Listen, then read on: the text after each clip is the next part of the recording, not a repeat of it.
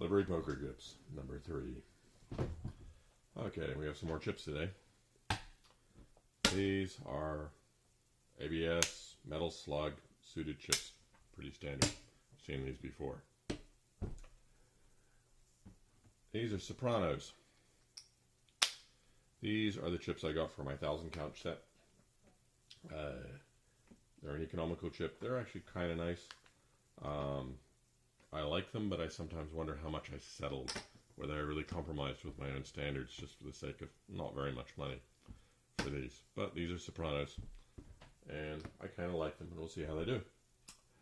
These are Milanos. We've been talking about Milanos.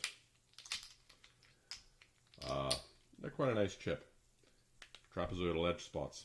They're not the only people who do trapezoidal edge spots, but it's a bit of a hallmark. These are a nice chip. They're China clay, just like these Progen 80s. These Progen 80s are China clays too. So these are a bit newer. If you start breaking these up and looking at the guts of them and examining in detail how they were manufactured, it is clear that the technologies and the techniques used to make these Milanos is a little different than that used to make the Progen 80s. They're not bad. Actually, the behaviors are very similar to the Progen 80s. I wish they had a decent gray, but they don't. The grays are crap. These are some grays. Gray Milanos. Unfortunately, they're stickered. You see the stickers. I peeled the stickers off a couple. See how it is. It's a bit of a pain in the neck. Whoops. It's a bit of a pain in the neck, but it works. But the real problem is they're crappy grays. Why are they crappy grays? Because they're just not different enough. So, if I take them like this and I pile them there, you look at that, and hey, I'll even shade it a bit so you get good light on it. You can see the difference, and that's pretty easy. But that's not really what tends to happen so much. Instead, what tends to happen is they get mixed in. Someone puts their money away, and you have something like this, and maybe it's not even as neat as that. And now you're looking at the table from a meter or two away, and the light's not as great as you would like. And how many is that? Now those whites are only ones. You don't care too much about those. I mean, they're useful, but it's not such a big deal. Those grays are 20s. You better pay attention there. That's real money. It's harder. Part of the deal here is, I think they made some really bad choices. So if we compare to the gray Progen 80s, which we saw yesterday, here they are. These are really different. They got very dark, bold edge spots. You can tell the difference. They're strikingly different. Of course, the gray is also darker. Mainly, it's the edge spots. It's very distinct. Whereas, if you look at these gray Milanos, they have the same pale yellow center to their edge spots. And then, of course, the gray itself is also pale. The blue is different from the red, but not that striking. This is really bold. And if we compare these are the Progen 80 whites. If you look, you can see what I mean. I said earlier in a post. Similar color profile. The yellow, the red, the white. Oops. Make sure these don't get me.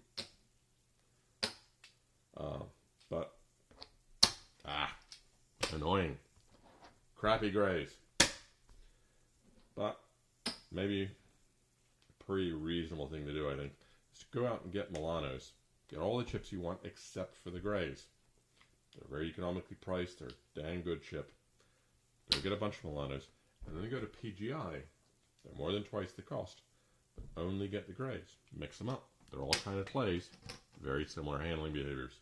They'll do well. But, okay. The other thing I want to talk about is that unlike the previous couple of videos, today's set is not going to be as much of an apples to apples comparison. And the reason is that these are from my original set of 300, 320, whatever it was. And they lived in my car for years, and they bounced up and down the road, and they got hot, and they got cold, and they got vibrated, and they bounced up and down, and they traveled with me. I went to work and game days and all the rest of it.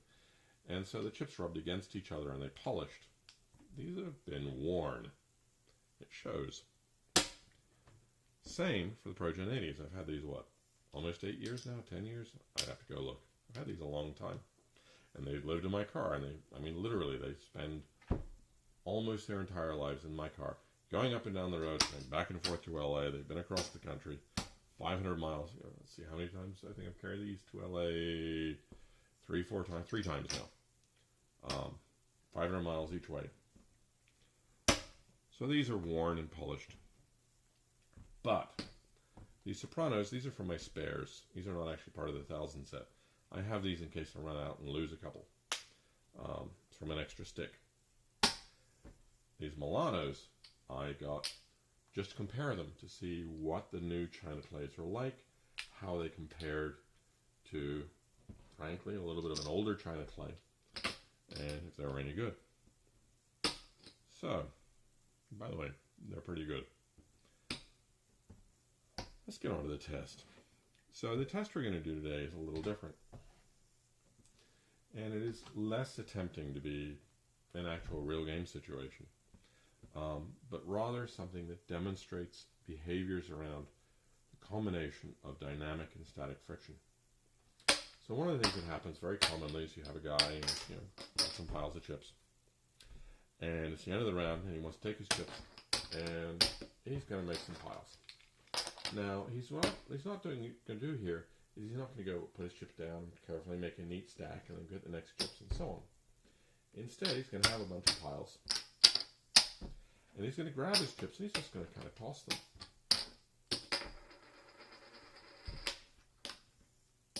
Now, I talk to my players about this. They say, oh, I don't do that. Then I look, and yeah, they do. They think they don't, but they do.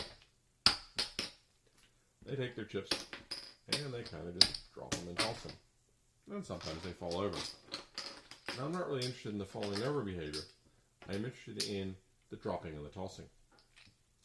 Now, when I did some dry runs on this before I shot this video, I had a really hard time doing the drop and tossing in a very consistent way, so I thought that each chip got basically the same test. It's kind of hard. Being a little feverish doesn't help. Okay, so, there we go. That's a really sloppy pile, but it is a single stack. And in here, we're going to see a characteristic of the China clays that I really like. Now, when you go and watch, say, a bunch of the YouTube videos, or you read a bunch of poker text or poker people, they talk about the chip splash. They have the big pile of chips in the middle of the table, and they splash and they spread out, and how dramatic and glorious that is. And I think that's terrible. I don't want my chips to splash. I don't want my chips to spread around. I want my chips to stay where they damn well are. One of the things I really like about the China clays is they stay there. Even when they fall, they tend to slump. They tend to stay where they are and just blah. What they don't get is they spread across the table and go on the floor and become cat toys and knock game bits around and so on. They just slump. Something I very much like about the China clays. Okay, so what's the actual test we're going to do? What we're going to do is we're going to take the chips and we're going to drop them. Because I felt that I could get something a little more reproducible and consistent from chip to chip that way. It's not as reproducible as I like, so we're going to do it several times for each chip. But what I'm actually going to do is I'm going to take the chips and I'm going to drop them from a not very high height, like a centimeter and a half off the table. And I'm going to try and drop them one at a time. We'll see how they stack. So the idea here is that the chips that are already on the table will have static friction. The chips that are falling and bouncing and moving will have dynamic friction. And of course there's certain aspects of elasticity. But we have a mixed mode behavior there, and that seemed a better, more consistent, reasonable test. So we're going to start out here with these suited chips. ABS. Nice and cheap. Centimeters off the table. Whoops. Measure. There we go.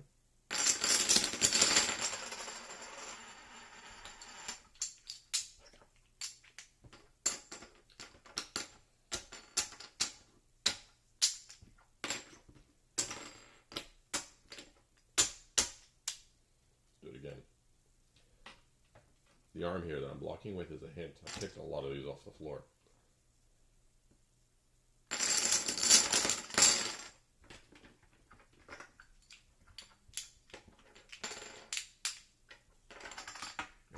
have that splash behavior the poker guys seem to like.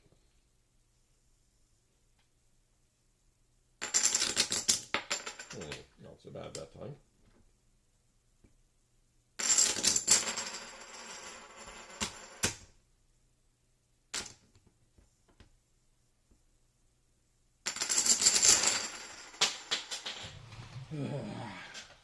Okay. Enough. See how the Sopranos do. That's how Sopranos do.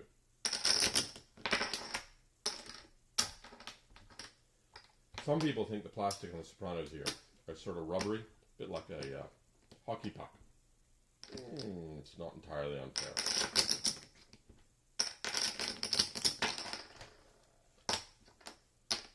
But I think you can see they're being pretty well behaved.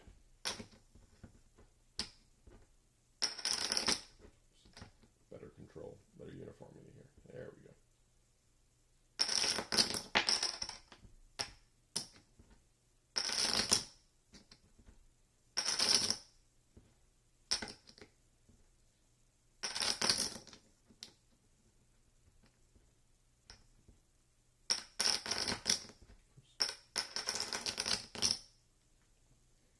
Okay.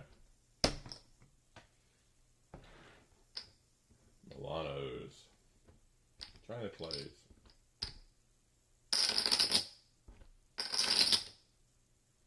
Leaning, but staying together.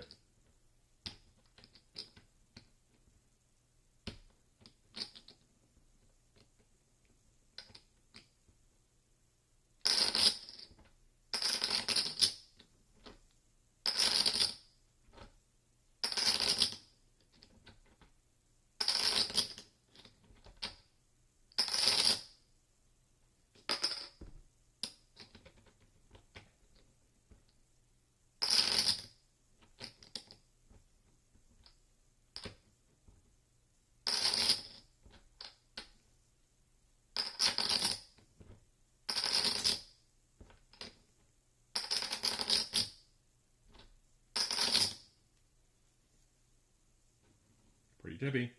Still there. Pro-Gen 80s.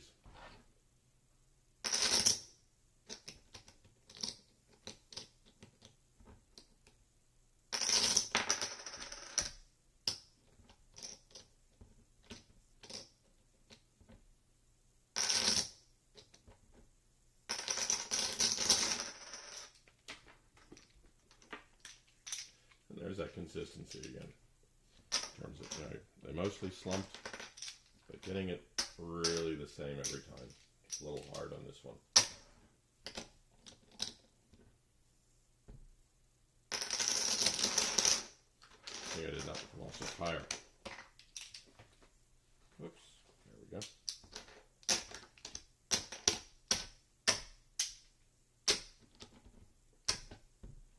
Little, okay, centimeter and a half off the table, centimeter.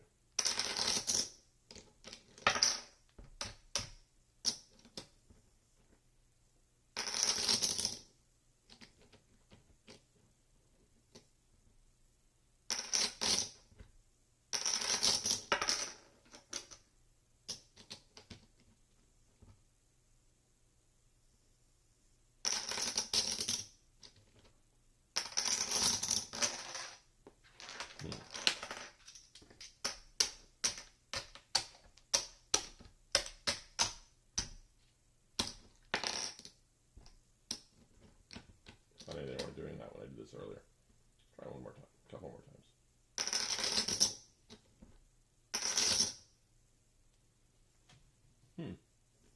Almost falling over, but not.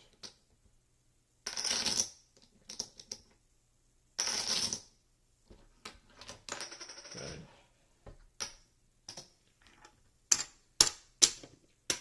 And going back to the suited.